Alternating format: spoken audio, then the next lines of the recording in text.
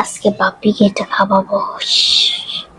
আমাকে প্রতিদিন চালাই, আজকে বাপিকে এটা খাওয়াবো। এগুলো তুমি কি করছো? কি করতেছো? এগুলা আমি বাপিকে খাওয়াবো, আমাকে প্রতিদিন জ্বালাই। ডাক্তার ডাক না মানে না হলে আমি সন্দেহ করবে। আবার মরিস, এগুলো কি? আবার মরিস দিচ্ছি। আমার বাপকে খাইতে খাওয়াবো তোমার বাপকে?